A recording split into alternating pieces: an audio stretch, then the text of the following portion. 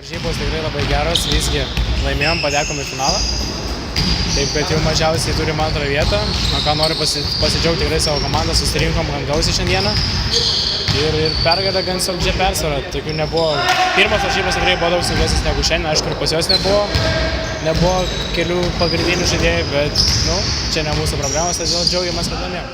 Visų pirma, sveikinu tikrai priešininkus, kurie šiandieną mus apibėgo, apstumdė, darė, ką norėjo. Čia jau neverta net kalbėti, aišku, kad pas mumis nebuvo dviejų, sakykime taip, lyderių, labiausiai patyrusių žaidėjų. Tai nei vienose to, sakykime, čia to sezono ar turnyro, kaip čia pavadinus, varžybose visi nebuvom susirinkę, aišku, gaila.